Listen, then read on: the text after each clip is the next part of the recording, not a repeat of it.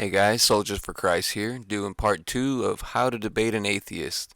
If you haven't seen part 1, go ahead and check that out to make sure you're prepared and keep those things in mind. Also, some people may want to pray and or fast before they go in, but that's completely up to you. Okay, so moving on to the fun stuff. Arguments that will completely disarm and shut down your opponent. Now again, it's important to reiterate to never even insinuate that the Bible is somehow flawed. If you do, then God's glory just went out the window, not to mention you have just damaged your position beyond repair. So yeah, it's dumb to sit there and undermine yourself in Christianity yet expect to be successful. Also, if the debate is about atheism, then you have no burden of proof concerning Christianity, so just leave that for a different debate. If a person has the burden of proof, that means it is their job to prove or demonstrate the issue. This is a really important thing to watch for, as your opponent may try hard to shift the burden of proof onto you. Do not allow it or waste your time on it. Just press forward, keeping them on the defensive as you bombard them with arguments they cannot overcome. Okay, so let's get into what the arguments actually are. In my experience, the most effective way to shut down an atheist is to discard any speculative arguments and not even mention the Bible at all. You have to remember, the Bible at the present time has no authority to them. It's too easy for them to cop out and just say it's not a credible source, even though they can't demonstrate that. But whatever. Let's just leave it alone unless the debate is actually about Christianity, which will be part 3 of these videos, How to Defend Christianity. This video, however, will focus on arguments that destroy atheism. Okay, so as I was saying, forget speculation and weak arguments. It's time to expose the emperor's new clothes. You come in right out of the gate nailing them with solid established facts and laws. This will place them in an impossible predicament, which leaves them with two options. Either admit they're wrong according to the data, or look really dumb clinging to their view desperately, as any hope of it being possible is stripped away. So like anything, you need to start at the beginning. They seem to forget the huge leap they take of how we even have anything at all. They would prefer to just jump right into their wild theory of the Big Bang or whatever, except there's an important detail being left out. Where did mass and energy come from to even make such an event possible theoretically? So right from the start of the debate, you explain that their view is mere speculation, as they have no way to demonstrate or explain this. Also back it up with a story to really drive the point home. Ask the audience if they could tell you with a straight face that if they saw any one thing come into existence, they wouldn't be shocked. They would be at a loss for words, and rightfully so, as this is not how the universe works. Now ask them to imagine the entire universe popping up out of nowhere, for no reason at all. You could also undermine their theories through an allegory like, if I came to you saying, I have an idea and I'd like for you to invest. Then I go on to explain that I am making plans to build a resort on the sun.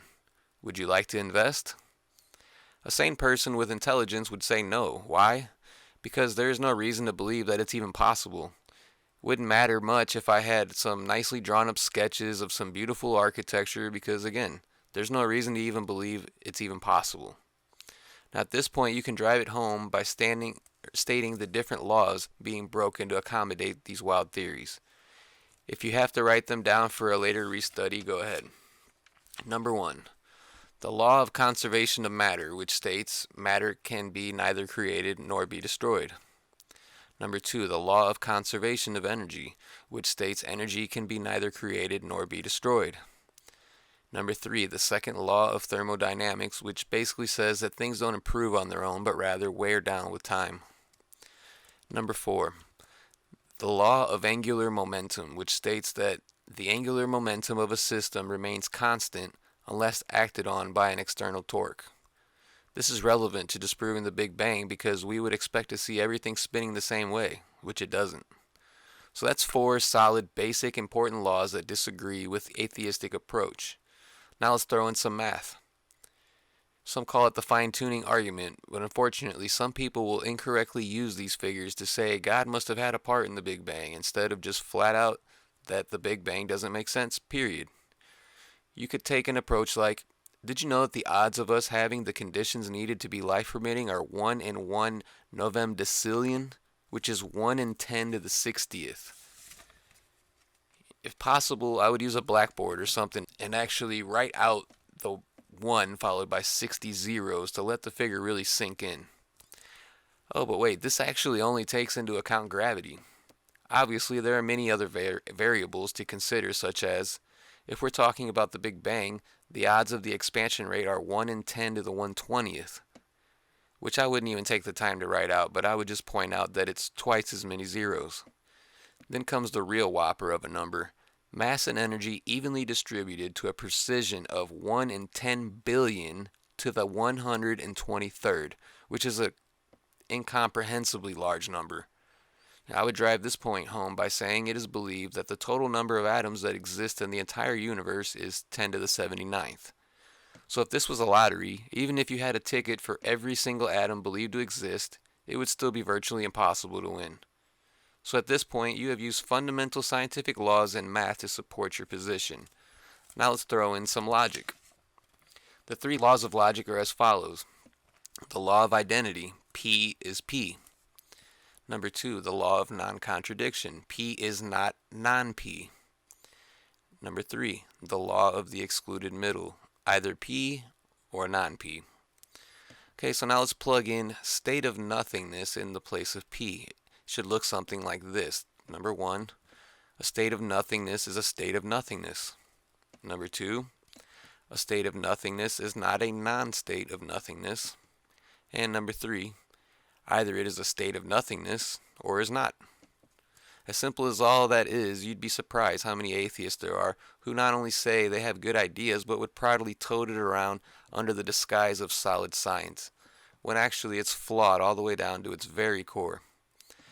The reality is, we would have to throw out all knowledge as we know it to make these silly speculations possible. Another thing to point out is the fact that if their claims were true, it would destroy our reality as we know it. How can you make predictions in a reality where things just pop into existence uncaused and from nothing, or random uncaused explosions happen? So at this point, you have successfully addressed the origins and Big Bang aspect, effectively kicking the stool out from under your opponent. Now let's jump into some arguments that address evolution. Not that you're required to, seeing as you presented ample evidence to suggest it isn't even possible, but just for argument's sake, let's explore them to hopefully arm you with a response no matter where the discussion goes. A place you may want to start is by pointing out the fact that Darwin, the very founder of evolution, refutes himself in his own works. He makes the following statement in his book, The Origin of Species. If it could be demonstrated that any complex organ existed which could not possibly have been formed by numerous successive slight modifications, my theory would absolutely break down. Now, the eye in and of itself refutes him according to his standards. The eye is irreducibly complex. You cannot have a functioning eye without all of the necessary components. Darwin himself even seems to agree ahead of time as he writes, "To suppose that the eye, with all its inimitable contrivances for adjusting the focus to different distances, for admitting different amounts of light, and for the correction of spherical and chromatic aberration, could have been formed by natural selection seems, I freely confess, absurd in the highest degree." So here Darwin is not only in agreement, but he goes as far as to call it extremely absurd. Also, it is important to note that every single living cell is irreducibly complex. It needs all of its parts, and for them to be correctly placed to function properly and thrive, much like a motor is useless otherwise. Another important thing to mention is the fact that natural selection is not a creative process. It can only select from what is available. So before we move on, I'll point out one last quote from Darwin.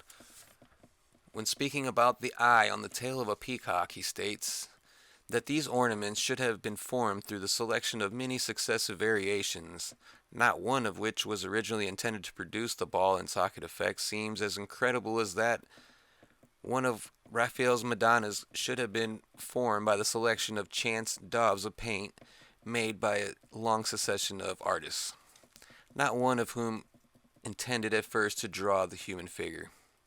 I think Darwin makes a good allegory to address the absurdity of the notion. Now, before we go any further, let me remind you what I mentioned in part 1, which is that you have to define your terms. The word evolution is one of those words that must be defined ahead of time. This is because the same word can be used to have totally different implications. Also, your opponent will probably try to mix in fact with fiction. It is a fact and completely observable that there are slight variations within a kind of animal. Nobody, as far as I know, is disputing that. But it will cause confusion and open you up to be misinterpreted.